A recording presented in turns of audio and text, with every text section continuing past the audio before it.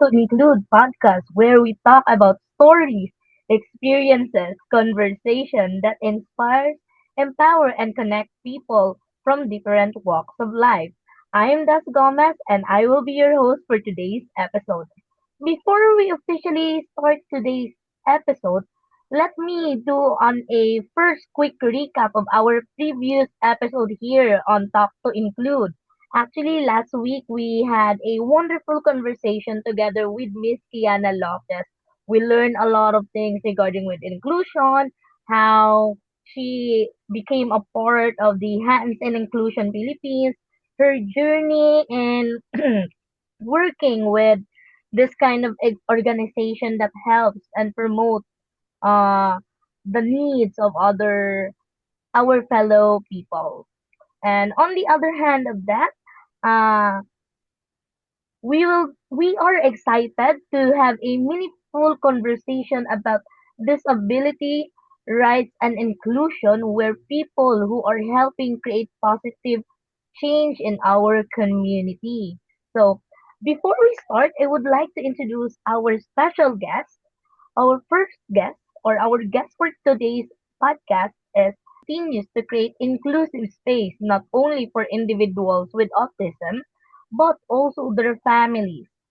She is the founder and executive director of the uh, of Kita Kita Philippines. So through her work, she promotes inclusive community spaces and support systems for both individuals and their families.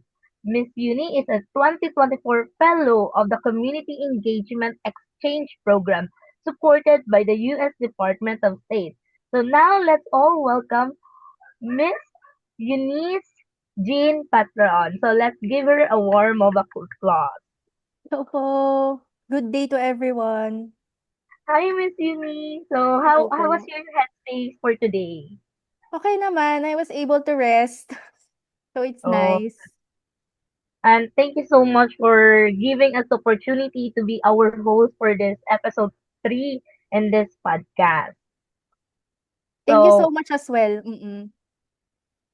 and let's begin with we'd love to learn more about your journey. What inspired each of you to become advocates or what inspired you to become an advocate for person with disability, especially in the needs of autism spectrum? Okay, so I have a brother. He is my inspiration for the organization and for my advocacy in autism. So he has autism. He was diagnosed when he was 3 years old. So back then, iba yung kilos niya compared sa kilos ng ibang tao na his age. Then, takot siya sa TV commercials. Tapos, he can't maintain eye contact and he isn't able to speak. So, non-verbal pa siya nun. And so, pina-check up siya. And then yun nga, na-diagnose nga siya with autism. So, my parents decided to enroll him apart from regular classes sa SPED, special education classes, no? And during his experience at school, he experienced bullying. So may physical bullying, may verbal bullying from his peers, and until senior high yon. Then when nag-college siya, di naman physical and verbal bullying, pero ano siya, parang he was neglected, ignored by his peers. Pero he was able to graduate naman. So may degree siya ngayon in information technology.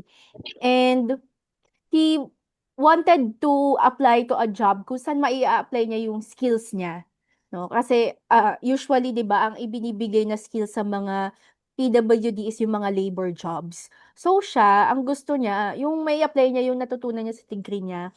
So he started applying and nakakaano naman siya sa exam, sa written exam phase. Pero, right after interviews dun siya na-re-reject.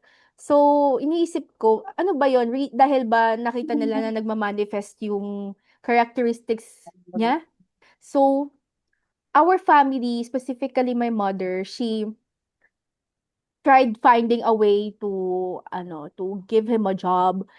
very specific yung brother ko, gusto niya sa high-rise building siya magtrabaho. So, kasi si mama, doon kasi siya nag-work sa high-rise building, so gusto niyang gayahin si mama.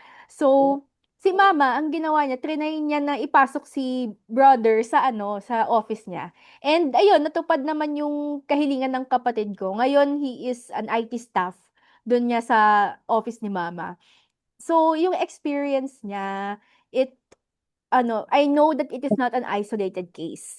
Hindi siya na experience na siya lang yung nakaka-experience nun. Madami pang iba diyan na may autism na adult ang naka-experience din ng bullying, na-experience din ng difficulty in finding jobs. So, kaya ko binuo yung organization ko. Yung Kita Kita Philippines mainly is an organization that aims to give people with autism opportunities to create friendships and learn life skills that promote independent living. So, based talaga siya sa experience ng brother ko. And I just wanted him to have friends and learn these life skills para matuto siyang mamuhay ng independent.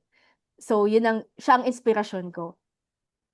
So, naantig ako on how dedicated you were, especially kasi nag-start siya sa'yo, and by sharing that kind of vulnerability in which I want to give my brother a chance so that other people will be able to know na hindi lang naglilimit sa ganito, and which is a great opportunity din po na na-share niyo yun sa amin through your organization, that there are people that being in the closet kasi hindi siya nabibigyan na like nane-neglect nga due to the needs Mm-mm. that they have, but they don't think outside the box that those people are really amazing. They can do a lot of things, and Yes. how by how you address na parang though the struggle, the stages of struggle will never be easy, especially growing up. Ang mundo ngayon is napaka-cruel, but simple Mm-mm. kindness starting from the family itself really help a lot in building that kind of confidence na meron siya, na on how he was able to perform inside the class, inside, especially in his adulting stage. And Mm-mm. the way na ganun po, ma'am, is you are really a gift because not everyone na even sa pamilya, I noticed lang there are some people that I interacted with is pag nakita na nila may special need yung tao, parang iniiwasan na. Even na sa Yes. family, and Mm-mm. Mm-mm. sa inyo, and sa mga nanonood, ito, take note, it really starts in the family. Hindi ibang tao, but rather sa family. So sa mga manonood po at saka nanonood is please, please, if you have siblings, family members who you notice already with a special need, please do take care of them. Wag niyo silang i-isolate. Rather, let them bloom. Guide them. Hindi yung Yes. parang spoon-feeding. And I really admire how you taught him na, di ba may iba po is, pag may special need na yung families, para part ng families, parang binibaby nila. But sa inyo po is, ginawa niyo, ay hindi. Para hindi siya, para maka-come out siya or makalabas siya dito sa closet na ito. Mm-mm. I will guide Mm-mm. him. And that was really a huge step on how you made your brother improve not just his self-confidence, but also how reliant he is on himself. So, grabe. Na, as in, na-amaze ako, na parang napaisip ako on my back of my mind na, bakit yung mga tao is hindi nila kayang gawin yung ganitong simple kindness lang. Mm-mm. Wala naman po atang mawawala if gagawin nila yon. So, thank you so much for that kind of ah, insight po, ma'am, kasi na-curious din ako, bakit Kita-Kita po yung title? Or I mean, the name of Yung your name. organization? Ano kasi, it hits two of our goals. So, yung una kasi, Kita Kita Philippines, we do monthly hangout sessions. Tapos dun sa hangout sessions na yun, iba-iba sila ng ginagawa. Like, either nakikipag-socialize sila with other, people with autism, or nag-aaral sila ng life skills like cooking, ganyan. So, kita-kita, nagkikita-kita sila every month. And then, another goal is to make them feel seen, to make them feel valued, to make them feel heard. So, kita-kita. So, yun yung, parang wordplay siya on two meanings. Oh. Kasi ang pumasok naman po sa isipan ko, kita-kita. Parang yung movie nila ano, Oo. isip Yes. ko, wait lang, is that the movie na ano? So, Pero which di is, siya inspired dun. na ano lang ako, parang, yeah. So, Mm. I have some few questions pa po is, despite growing with the awareness that you gave in your platform, especially helping the adult people with autism, is there any misconception about their person with disability or inexperience with some of the most misunderstanding or parang mga bagay na pag ito yung nakita nila sa isang tao, ayoko na neto. And how do you address Mm. Siguro ano, one misconception that I could think of is that tingin ng mga tao yung disability, yun na yung nagde-define sa potential ng isang tao. So, yun na yung main description nila na main characteristic nila. But what people don't realize is that people with disabilities, such as those with autism, they have unique strengths, they have interests then, they have goals. And yung what often limits them, usually hindi yung disability themselves, but usually it's the barriers and lack of opportunities around them. So instead of kaawaan natin sila, ang kailangan nila is ma-feel nila na included sila. They need to have access to uh, needs na access din ng mga neurotypical people and also the chance to participate meaningfully in society. Okay, thank you for that uh, wonderful sharing po, ma'am. Especially that many people really think that when you have a special need is, ano siya, parang sa verbal language kasi, I came from the province before from Manila to province. So parang marami akong culture na nakuha within the Philippines. Meron Anong kasing iba province, na, if I may ask? I'm from Bohol actually. Okay, okay, from Bohol. Ganda diyan. So, I met a lot of people with persons with disability. However, they feel that they are not given the enough rights. Kasi pag may time na yung mga, for example, kay parking area lang, feel ng mga Mm, tao, they're already demanding, they felt na, ay, above sila sa atin. Parang ganon, which is, I realized while you were talking is, hindi naman mm, ng mga tao sabihin yun, but rather, we let them educate. We let them know what are the real scenarios, what are their mm, struggles, so that they can understand. Hindi naman need na pumasok sa sariling mga sapatos nila, but instead na, let's be compassionate on how they move and work. So, mm, another question naman po is, no, what are some rights or essential rights that need to be aware, other people should be aware, and often the first step towards empowerment and equal opportunities for those people with special needs, especially, uh, I'm a teacher po by profession, so technically we are in inclusive classroom. So, yes, mm. what would be the stepping stone, especially pag galing sa bahay, before they are sending off or even in work, before you send them off to work? Ang alam ko na mga rights 'no, tama? Rights Yes. of people with disabilities. Yung na-research kasi namin yan kasi sa Kita-Kita we share sometimes yung, mga rights na applicable to people with autism. So, yung isa naming na-research is yung Republic Act 11650. Ito yung ano, Inclusive Education Act of 2022.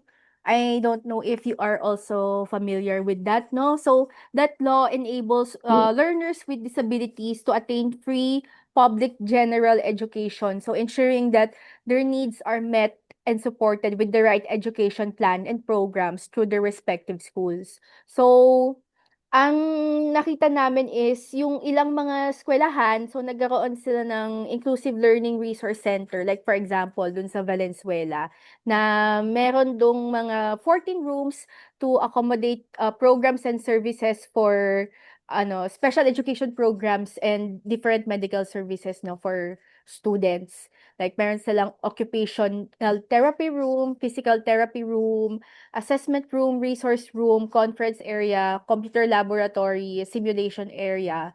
So, iyon yung isa sa mga establishments na pwedeng gawin ng LGU para suportahan yung mga learners with disabilities.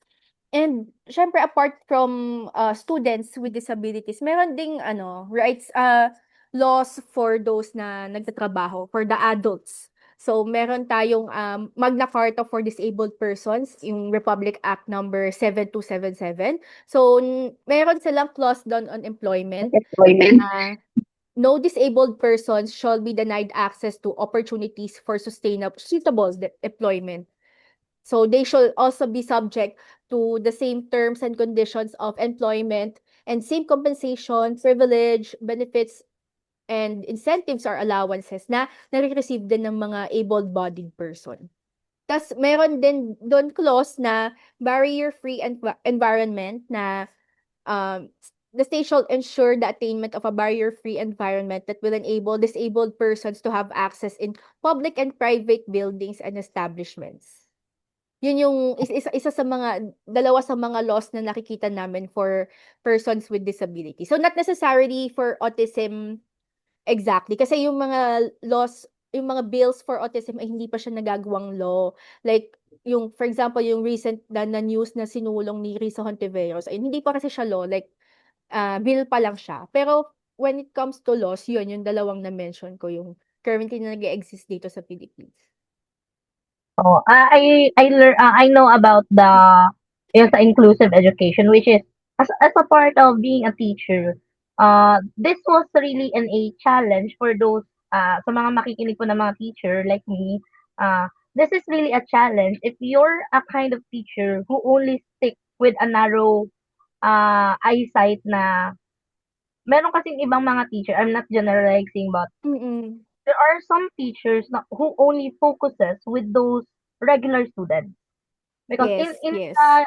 institution where I worked before, I teach is we mix. So, meron po kami mga students with needs kasi we value on how they cope up, how they can mingle with others. Though there might be chances that emotional, yun yung kadalasang nati-trigger po sa kanila. So, we came up with an idea on how to deal their emotions, to become equipped on how they will be cooperating with friendship, cooperating with working with one another na wala siyang mafe-feel talaga na discrimination at all. So, this kind of way as a teacher really help you pero mm, I'm just still wondering for those other teachers na naka-focus lang sa ganito.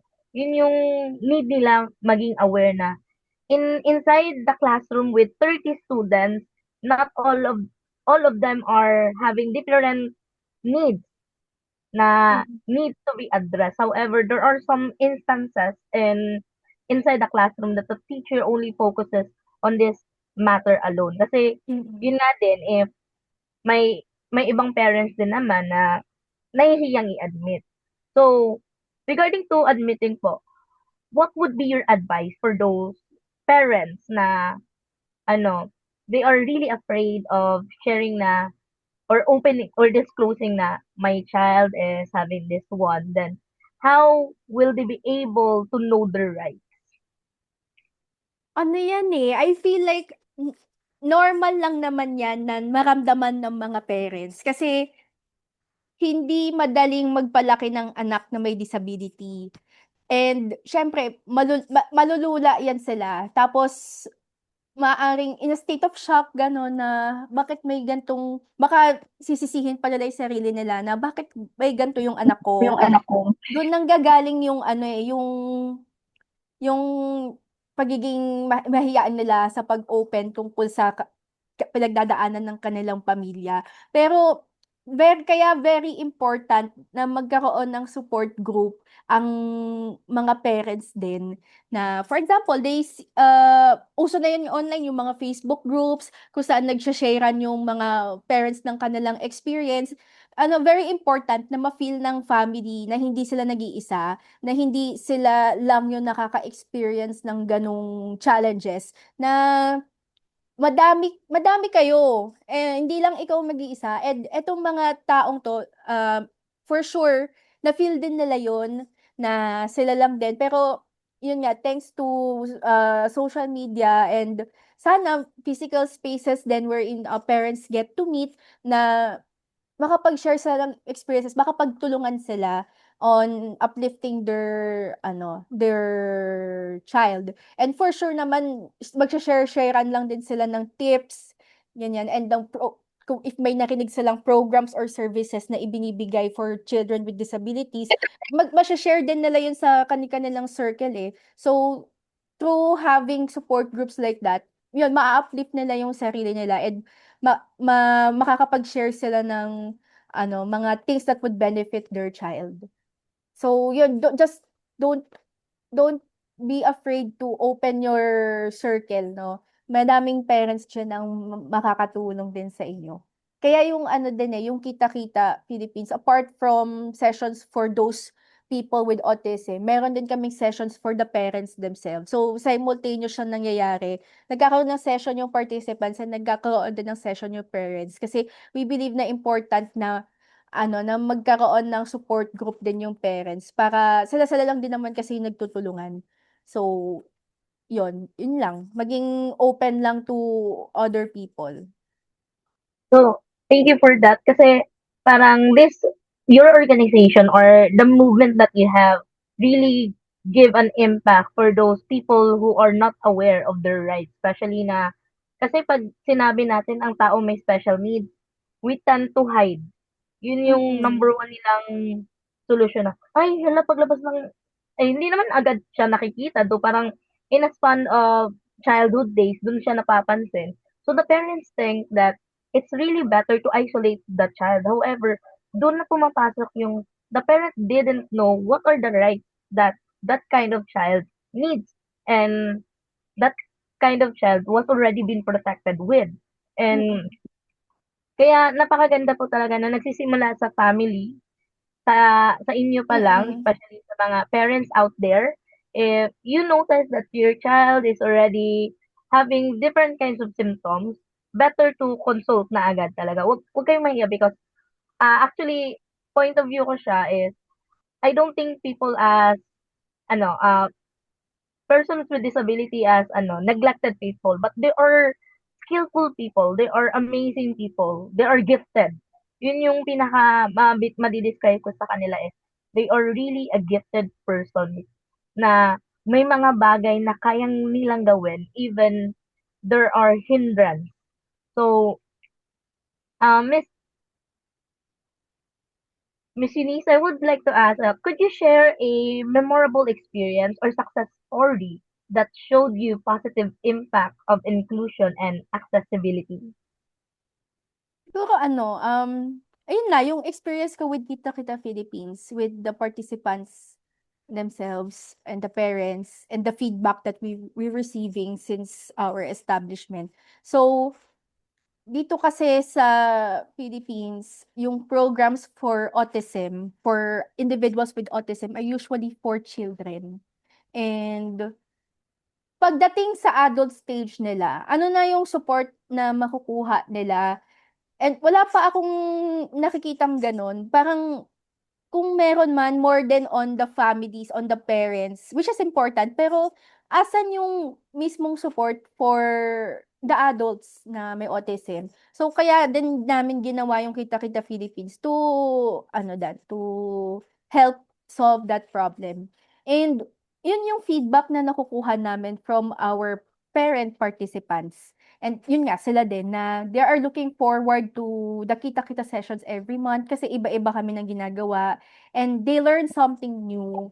They meet new people, and And at the same time, yun nga, they learn skills that help them become independent. Kasi let's face it, 'di ba? I mean, hindi naman forever nandiyan ang parents nila. Kaya ano pa lang, parang ngayon pa lang, turuan na natin sila kung paano dapat mamuhay ng independence. And yun, yung mga feedback na nakukuha namin na eto si ano natuto ng magluto ng spaghetti dahil sa session, or eto mas nare-recognize na niya yung boundaries, personal boundaries, yun yan. Parang every session may natututunan sila na it's something that they get to keep. Kaya actually magaganda yung feedback na nakukuha namin, and there are parents na nagtatanong, "Puwede ba sa gan'tong area gan'tong area, like apart from Antipolo, puwede bang dito sa city namin may gan'to din for our kid, or puwede bang gan'tong age range," kasi adults with autism yung tina-target namin, "Puwede bang gan'tong age range magkaroon din sila ng sariling kita-kita?" So, I think, each good feedback that we receive from our participants and parents, success story na siya in itself. Kasi kahit gaano kakonti or gaano karami yung nare-reach naming tao, as long as it is making a positive impact on their lives, as long as they are learning something that would help them in the future, ano na yon, success na yon for us. And it just shows na there is really a need for more support for adults with autism. Kasi admittedly naman 'no, I mean, hindi naman namin lahat ng adults with autism in the country. So, I think this is also an invite for other people na gawa tayo ng programs for these adults. Kasi, uh, as much, parang we give the children support, why not let's also give these adults, opportunities to grow. And yun nga, find employment, ganyan. I think, very important din na bigyan din sila ng suporta. Oo, thank you so much kasi ang daming naglalaro na natanong sa isipan ko habang kinukuha ko yung mga insight mo. Kasi napaisip lang po ako na, 'di ba usually if yun nga, mostly focused on adults. So what happens po for instance na yung bata, parang tingin nila it's already equipped for normal world tapos pinull out nila sa ganong program. Babalik pa rin po ba yun? Then will they be able na maging stagnant sa ganon? Or meron din po ba kayong instances in which is adult na siya and he or she was really struggling on how to make peers and communicating with other kasi hindi siya agad na-address na need. May mga gano'n naman din na may mga participants na parang hirap pa din mag-communicate with other people. Kaya ano siya, hindi siya instant na isang session maaayos mo na siya kaagad. Ano siya, continuous siya. Like hanggang ngayon, like yung upcoming session nga namin is about communication skills, like building your communication skills.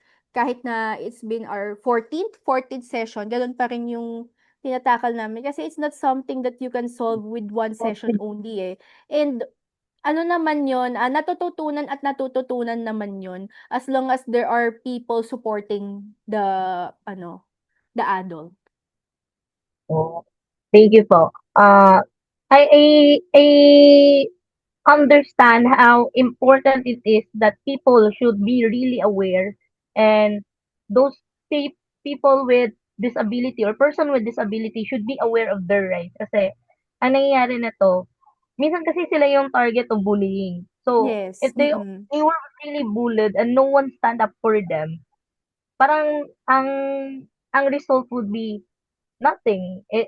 Just like a water na nasa isang tub lang na hindi mo mm. kailangan galawin. And the part on how you address this kind of needs voluntarily because of the inspiration that you got was already an impact to other people na, ay, okay, ganito pala.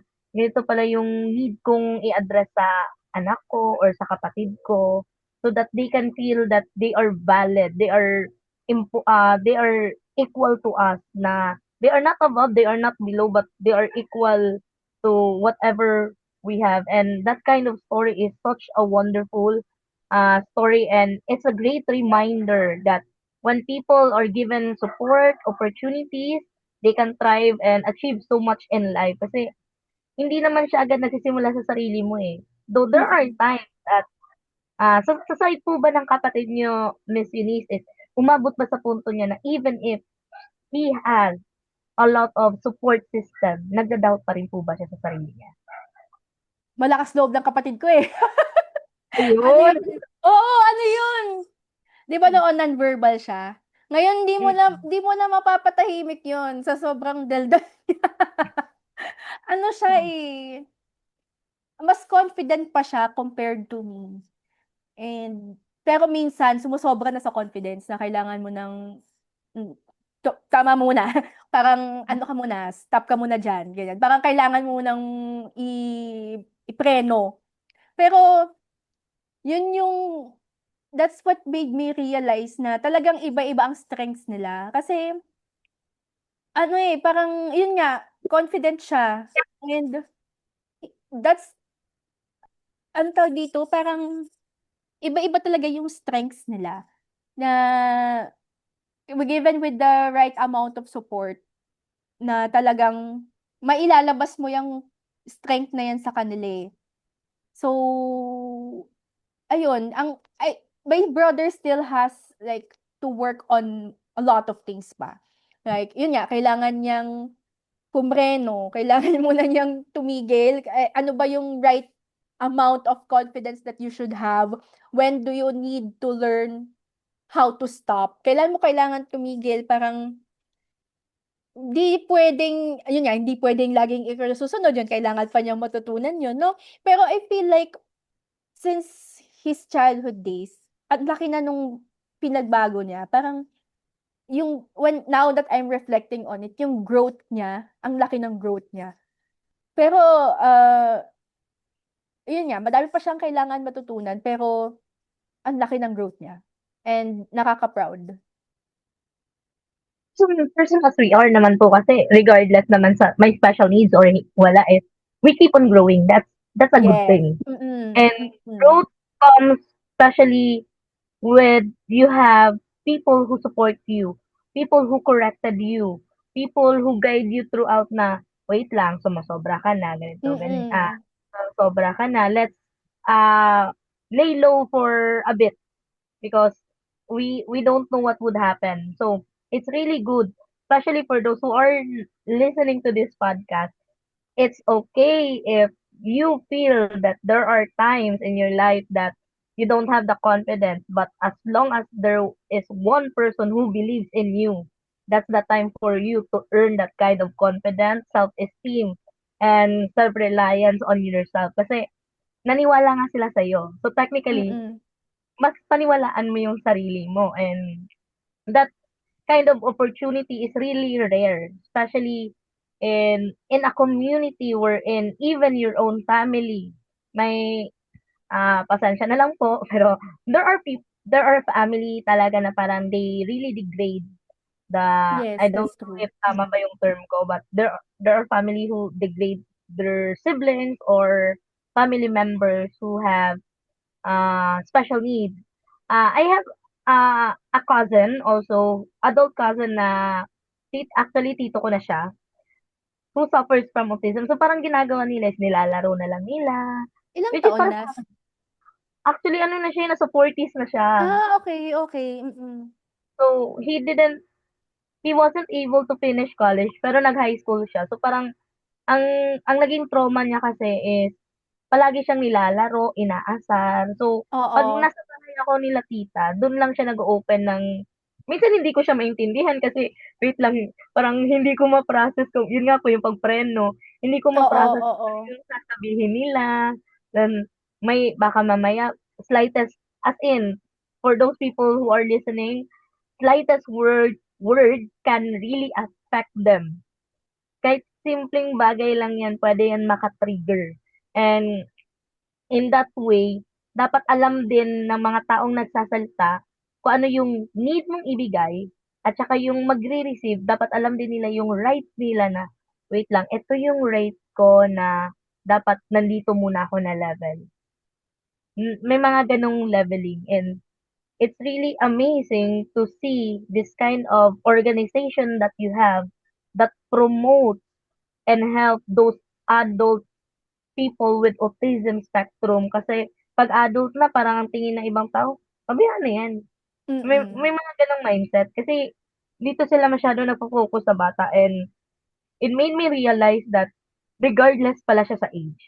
Yes. Regardless of age, as long as there is a need of that person, you need to help it.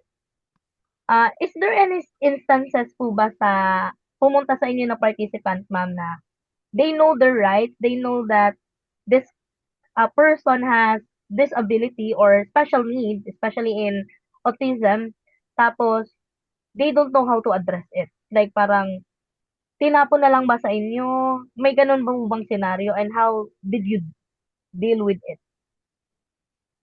Well, so far naman, sa mga participants namin, their parents are very supportive. Very supportive sila. Wala pa kaming na-encounter na ano, na participant na kung saan yung parent nila ay absent, ganyan. Laging supportive yung parents nila sa kanila. And sometimes nga sa parents pa kami humihingi ng guidance on how to move forward with things. Kasi sila yung sila yung expert talaga, and nagko-consult din kami sa kanila ng ano ba ang dapat matutunan or how we can help them para na tulong-tulong kami sa pag-support dun sa individual. Pero so far yung mga parents namin very active sila, and I can tell kung gaano nila kamahal yung kanilang mga anak. Oh, amazing. Na parang napapaisip ako na tama nga po yung sinabi niyo na dapat hindi lang dito sa isang place na 'to. Not just in a certain location, dapat with a communication din dapat siya ng LGU, na dapat aware sila because we already have laws. Dalawang law pa nga lang yung napaka-powerful when it comes to special needs, na sana naman po mga senador diyan, makinig naman po kayo Yes.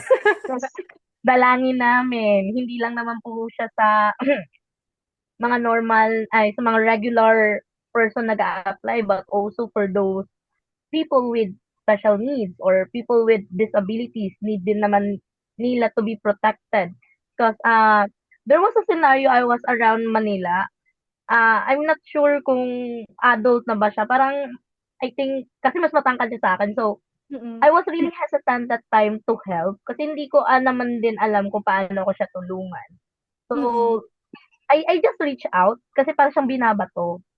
So, ang ginawa ko na lang is kinausap ko siya, do'n kami sa may tabi, kinausap ko siya, then hindi ko alam kung nasa police station, parang pumunta nga ako ng police station no'n kasi nawawala siya, and he has difficulty in catching direction. So, luckily, Hmm.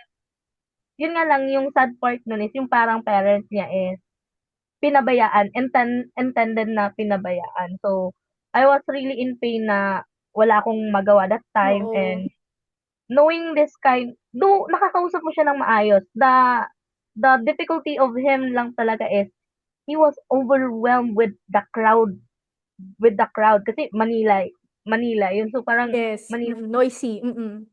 noisy na hindi niya na-process. So, and I was asking him, "Do you know that you have may mga nagbabantay din dito?" So para din daw siyang tinataboy. Sabi ko, "Wait lang, do you know your rights na you can say to them that you are allowed to be guided?" Kasi patawid siya, then walang naga-guide sa kanya, and takot naman din siyang sumabay sa agos ng tao kasi dun siya na-overwhelm.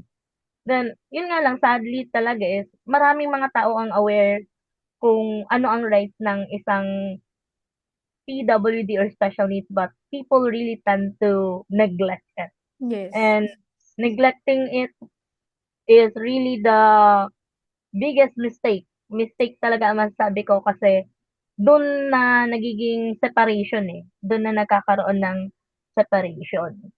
So, many of our listeners or students and young people, what practical things can they do to become allies and help create more inclusive environment for person with disabilities? In your point of view po, Miss Yuni? I think very accessible ng information ngayon through the internet. Madali nang i-educate yung sarili mo about people with autism. There are videos about it, there are articles about it na you can search, and meron namang mga credible people. Just make sure na credible yung source mo, no? Pero you can learn about people with autism, their lives, kung pwede kang matuto kung ano ba yung characteristics nila, and how do you interact with them. Meron na yung mga available sources online, available credible sources. And there are people, organizations you can join. Like for example, kami, pwede kayong sumali, mag-volunteer sa amin sa Kita Kita Philippines, so that you will also be able to learn more about their community. And there are other organizations out there na pwede yung salihan and mag-volunteer.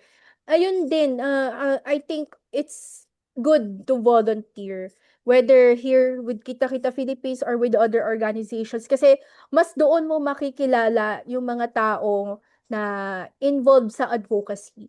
So, you can learn a lot from them. So, yun yung pinaka na at the top of my mind, searching for it online and learning from them directly through volunteering for organizations. Thank you so much po. Actually, malaki po talagang tulong ang joining different organizations. That actually, honestly, this is my first time joining an organization with special needs and the persons with disability. Kasi most of my organizations are youth empowerment, mostly are Mm-mm. environmental. And when I joined HNI to become the host, is parang dun ako mas lalong, okay, may ganito palang bagay. So, hindi mo pala sila need na i-judge agad. Kasi there are Mm-mm. instances during the time that I was a teacher, is napapaisip ako, ang kulit naman ng batang 'to. Kasi 'pag malikot na, yun na yung mindset agad na, Mm-mm. ang kulit naman ng batang 'to, hindi or kahit itong taong 'to. Then later on, nung nandito na ako sa organization na 'to, dun ko siya natutunan na, hala, ano lang pala, they need to be addressed.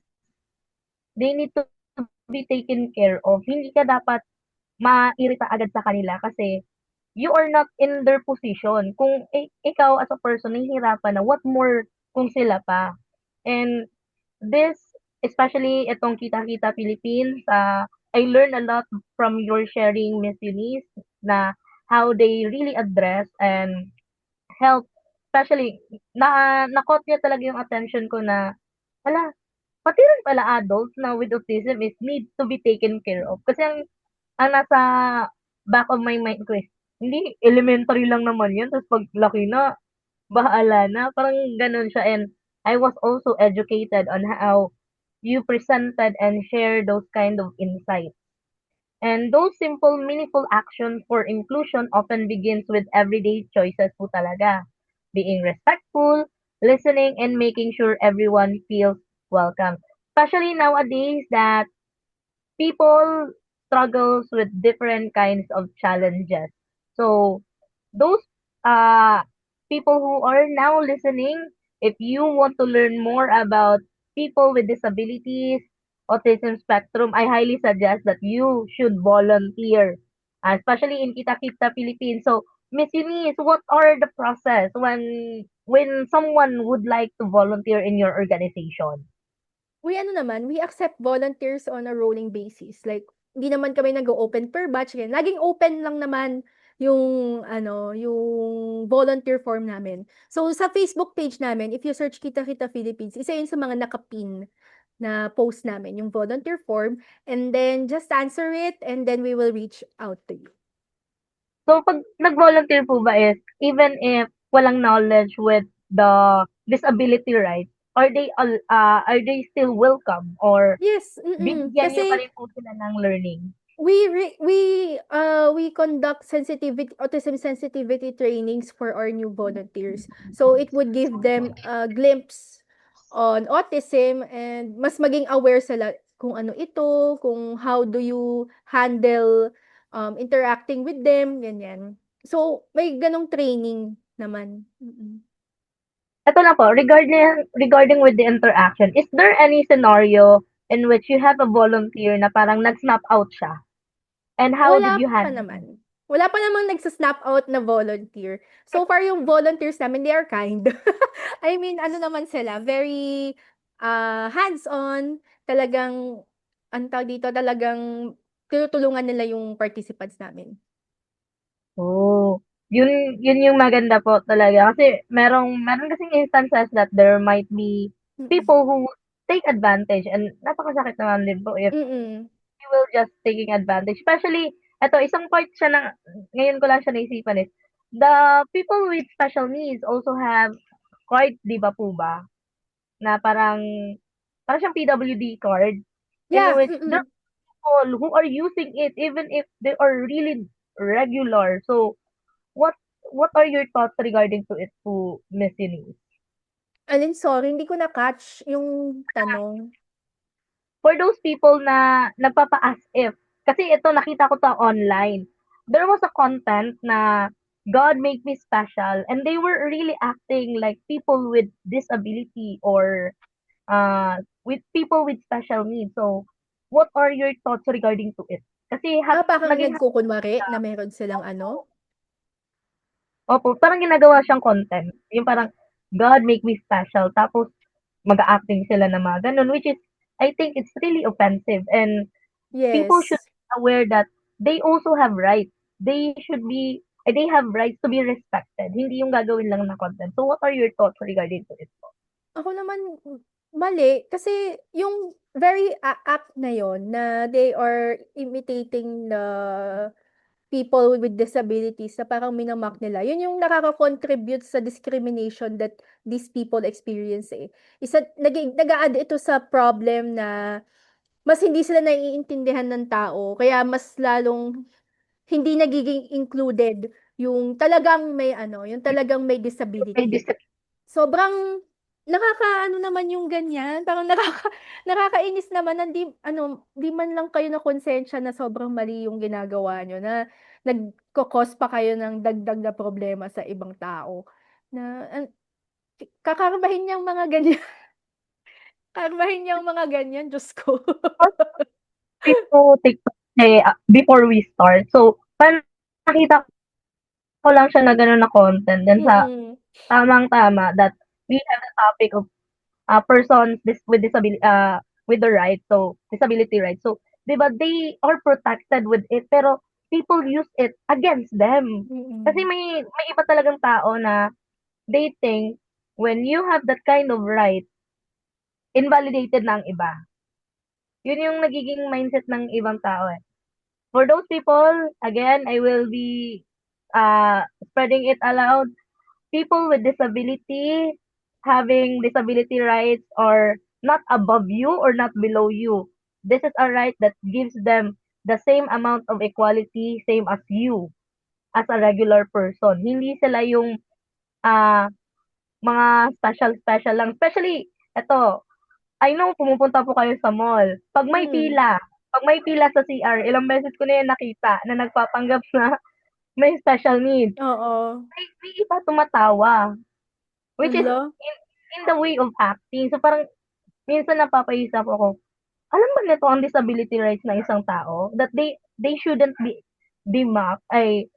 mocked na mm. porket meron silang kakulangan gagayahin na agad para kasi ang pinaka short answer is ah fast access. Fast access kasi siya dahil ah people think if you have the disability right is dire-diretso na yung daan mo. No. Disability right was being used for them to be protected. Yun nga lang is Mm. they were not being used correctly by people. And thank you so much, Yeah. Miss Eunice, for sharing that kind of information regarding with the law. Actually, nawala ngayon sa isipan ko na hindi kasi ako magaling mag-memorize ng RA, but parang nagising ako ulit sa reality that, yeah, This people with disability was already protected with two kinds of law, which is the inclusion inside the classroom. Yun yung pinakamahirap kasi yun yung pinaka-foundation. And also for the employment na sa mga employer dyan, mga HR dyan, hello po sa inyo. Please think twice, be skill-based. Wag po yung porket may nakita kayong special need is rejected agad. No. That is a negative one because try to give them chances. Mm. Chances kasi it's a part of growth. No matter how many chances you will be giving it to them. So, uh, thank you so much, Miss Eunice, for those sharing. Aside from that, in your organization, paano po ba yung availability? For example, I'm willing to be a volunteer. Aanyayahan ko po ang mga nanonood, be a volunteer of any organization, especially in Kita Kita Philippines. Try to be a volunteer. So, paano po to nag-work? Ano naman siya, hindi naman required na makapunta. Maganda na makadalo kayo every month and to help out in person during the sessions, pero hindi naman ito yung required kang pumunta. Naiintindihan namin kapag sobrang layo. Meron kaming mga volunteers na hindi taga-Antipolo. So, okay lang yun. There are ways to volunteer with us through online na kunwari, nagre-research ng information para gawan ng infographics or creating the publicity materials or planning the program flow. So, madami kaming mga tasks for online. So, hindi lang kami in-person di lang in-person volunteer sa need namin. Malaking tulong din ang online volunteer sa amin. Although, syempre, very need din namin talaga ng people na would help us during the session itself. So, regarding po sa mga session, how many sessions do you have, especially in the adult? Every month, meron kami. Once a month. Mm. Once a month. So, regardless po yun kung anong need ng isang tao or Ano ano po pong work siya, process mo? iba-iba po yung sessions namin every month. Like for example, yung upcoming namin this July 18, it would be about communication skills. Yung recent namin is nag-commute kami to UP Diliman, tapos naglaro sila ng board games doon. So tinuruan namin kung paano mag-commute. Then meron din kaming sessions on which we teach them about safe spaces kasi 'di ba, we aim to become a safe spaces for them. So ano ba ang safe space? Parang yun din yung gusto naming matutunan nila. Ayun yung mga sample sessions. Nagkaroon din kami ng cooking session, nag-cook sila ng spaghetti and pizza. So, iba-iba talaga yung ginagawa namin per session. Mm. So, which is included na siya ng psychomotor, cognitive thing, which is yun yung pinaka-basis na needed ng isang tao. And that kind of learning is parang kahit naman din ako na maiengganyo ako, what if sumali din ako? No? Parang maiengganyo ka rin sumali to become a volunteer of this wonderful organization because your organization really help a lot of people and making them aware and be knowledgeable of the disability rights kasi most of the time recently lang din naman po kasi naging spread out yung regarding sa autism spectrum.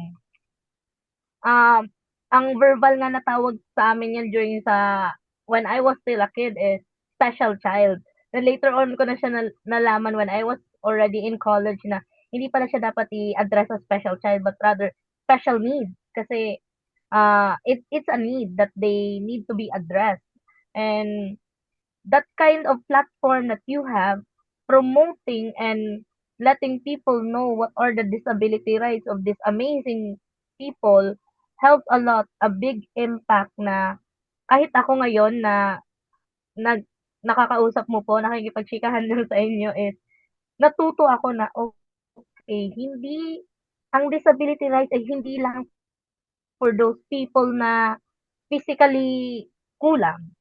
Hindi lang din yun sa mga blinded ba, deaf mute, also for those people who have special needs, regardless of ADHD, regardless of autism, whatever kind of special needs a person is need to be dwell it is naging road po ito or naging path po itong movement na meron po kayo, and it's really amazing to see simple steps of this kind of organizations that you have. So, sa mga people there na nanonood, na nakikinig din po sa aming podcast today is I would really suggest that you include yourself. Hindi excluded na may iba kasing tao, they think when you hear the word inclusion is magiging katulad ka sa kanila. No. You are helping them to get out of their zone. Hindi yung ano, i-segregate mo sila. Hindi po sila mga basura. Remember, hindi po sila basura, but they are people that need to be loved, taken care of, and to be treasured. And thank you so much for our wonderful discussion. So, what message would you like to leave with our audience, who Miss Eunice, regarding with the disability rights, inclusion, and building society where everyone belongs? Siguro yung isa sa mga natutunan ko leading this organization, very basic human need din ang friendships, having connections with other people, and sense of belongingness. Hindi sila privilege eh. They're a basic need. And adults with disabilities like such as those with autism, meron din silang desire to build relationships, to also pursue their interest, and to also contribute din sa kanilang mga communities. And usually, meron silang ability to do that, pero wala silang opportunity. They're not presented with opportunities to do that. So, hindi naman kailangan ng grand gestures to promote inclusion. It can begin with something as simple as, for example, inviting someone to join your conversation, inviting them to your activities, uh, creating spaces where everyone feels welcome. So, I think that multiplying these actions like across our workplaces, across our schools, across our communities, it can create a huge, meaningful change for their lives. Yun. I think na ang disability rights, they are human rights. So, when we build a society that works for people with disabilities, so we create a society that is more compassionate, that is more accessible and inclusive for everyone. And I hope na uh, through this message, sana ma-motivate kayo din na we continue to build this kind of community, one where no one has to wonder if they belong kasi belonging is something that we all share. Thank you so much for that powerful message. And it's really a reminder that inclusion is not just about providing access, it's about recognizing the dignity, potential, and contribution of each and every individual in this world. And that kind of small gestures that you have, Miss Eunice, is starting in this small, powerful organization that you have is a great impact. Though na redundant ko na siya nasabi, pero I have just some few takeaways na learn ko is disability rights is also a part of human rights. Yes. Hindi lang ibig sabihin na may human rights ka, pwede ka naman din sa disability rights. Parang ang take naman nun as a regular person is you need to respect them. You need to respect those person na don't judge them directly. People as we are, we tend to judge people so easily without knowing the real context. So para ka lang nagbabasa ng libro na hindi mo inintindi. Basta binasa lang. So in the disability rights, everyone is fair and square. Kung ikaw nakapila, nakapila sila. Pero nandun ang ang nagiging side naman nun is they have their own line to make it more accessible din sa normal line. Hindi yung iti-take mo as negative. For those people who are now listening on this video, in this podcast, is you really need to learn what is disability rights. Kasi hindi lang ikaw, pati the people around you will be protected from any discrimination at all. Kasi it started with yourself. Then second takeaway ko is, it start with kindness. And it start within the family. Kasi pag na-start mo talaga sa family, mas maganda yung bloom niya. mas maganda yung opening niya na, okay, I'm accepted, I'm included, I'm welcome, I'm loved.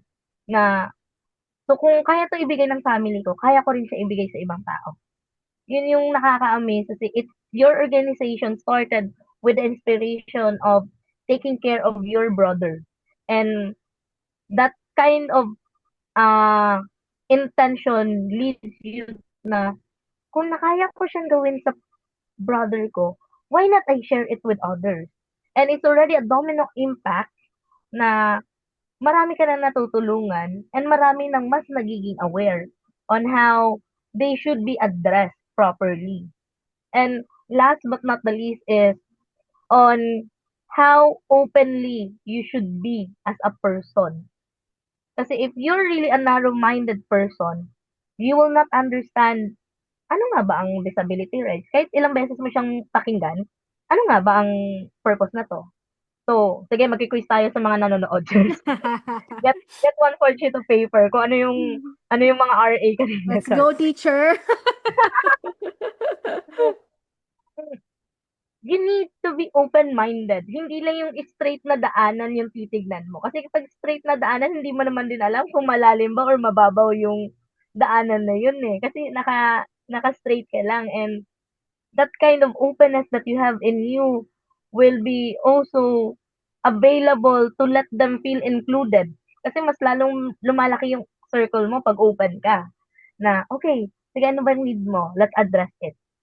Yun the step by step that you give to them was really an impact and I'm really honored and thankful that I was able to talk with you in this kind of discussion and together with the HNI is a great opportunity to be our guest in this third episode of Talk to Include with which is we are talking about disability rights of the people who are in need. Thank you so much, Miss Eunice, for this wonderful episode that we had. Actually, hindi lang isa, tatlo. Marami akong learnings ngayong araw na ito na parang pwede ko na siyang i-apply. Hindi agad-agad, pero little by little, pwede ko siyang Mm. ma-apply na, okay, pag may nakita pala akong tao na to, hindi ko siya dapat ikahiya, but rather, I should stand for him or for that person na I need to assess kung ano ang need niya so that I can help. And thank you for sharing your insight, experience, and an inspiring talk na nakakapulutan talaga ng aral. And we appreciate everything that you promote about awareness, acceptance, inclusion, equal opportunities to person with disabilities. Your effort continue to make positive and different in many lives. And to our listeners, thank you so much for spending your time with us. We hope that this conversation has encouraged you to become more informed and supportive advocates and inclusion in our own communities. So for those people who would like to volunteer, just search Kita Kita Philippines. Have opportunities for those who would like and love to explore the world of volunteerism. Thank you so much, part of the HNI, Hansen Inclusion Philippines. Thank you so much, Miss Eunice, for this wonderful conversations that we have. And if you're looking for or watching this episode right now, we are now airing our episode 2 on our YouTube channel. You can also follow uh, our Facebook page, Hands and Inclusion Philippines. Also follow Kita Kita Philippines on their Facebook and other social media platforms. And this is Des Gomez. Thank you and see you next time. Stay informed, stay inclusive, and stay a wonderful day. Thank you so much, Miss Eunice, for this wonderful time.